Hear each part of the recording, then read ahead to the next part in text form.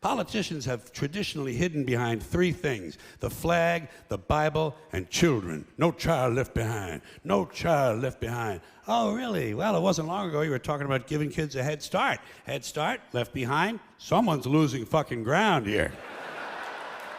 But there's a reason. There's a reason. There's a reason for this.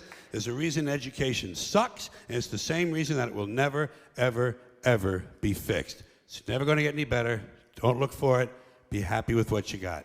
Because the owners of this country don't want that. I'm talking about the real owners now. The real owners, the big wealthy business interests that control things and make all the important decisions. Forget the politicians. The politicians are put there to give you the idea that you have freedom of choice. You don't.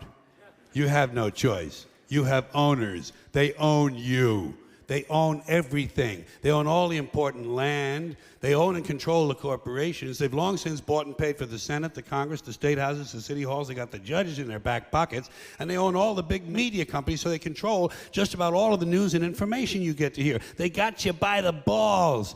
They spend billions of dollars every year lobbying to get what they want. Well, we know what they want. They want more for themselves and less for everybody else. But I'll tell you what they don't want.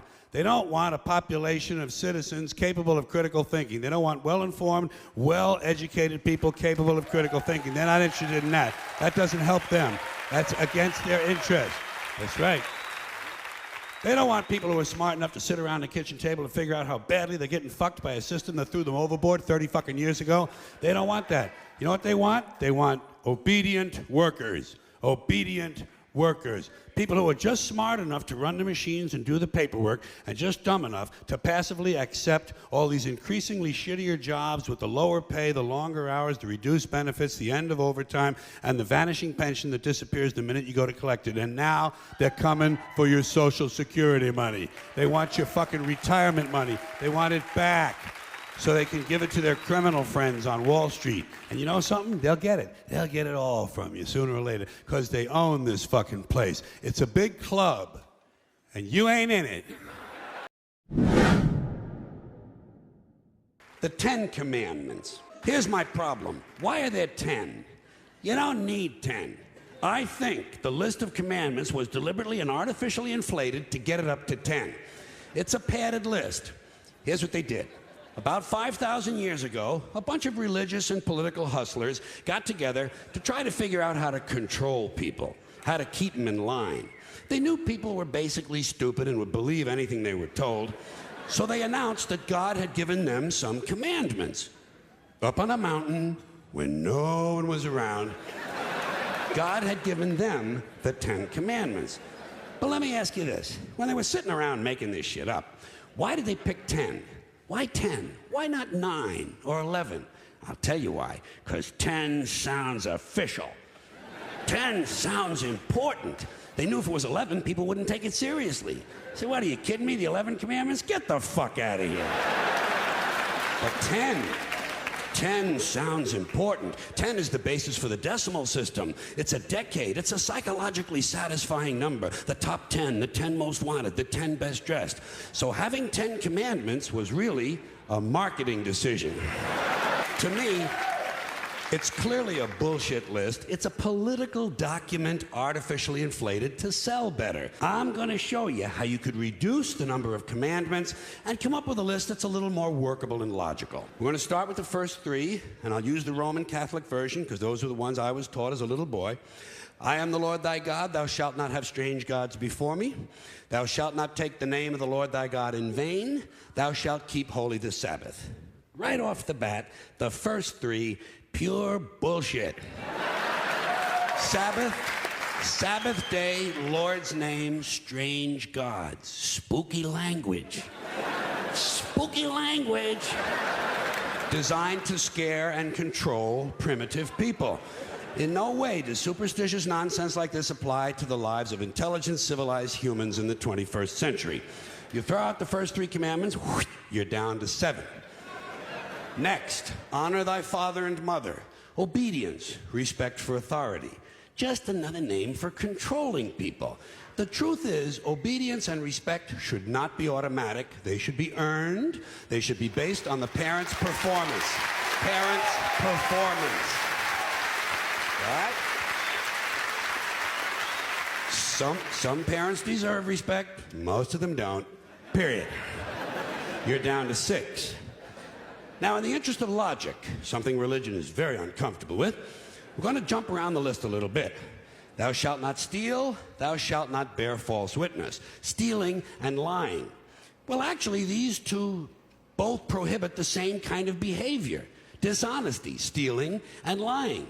So you don't need 2 of them. Instead, you combine them and you call it thou shalt not be dishonest. And suddenly, you're down to 5. And as long as we're combining, I have 2 others that belong together. Thou shalt not commit adultery, thou shalt not covet thy neighbor's wife.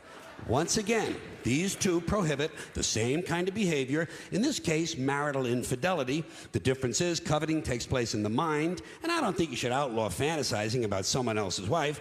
Otherwise, what's a guy going to think about when he's waxing his carrot?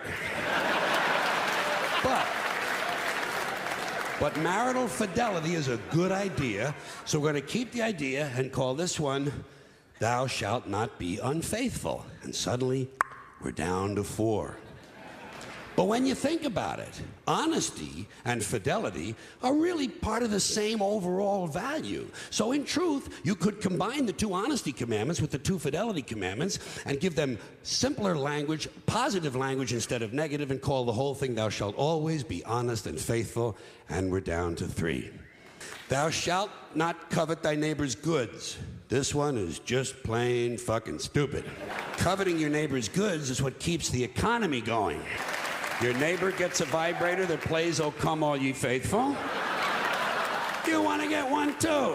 Coveting creates jobs, leave it alone. You throw out coveting and you're down to 2 now, the big honesty and fidelity commandment, and the one we haven't talked about yet, thou shalt not kill, murder, the 5th commandment. But when you think about it, religion has never really had a big problem with murder. Not really. More people have been killed in the name of God than for any other reason.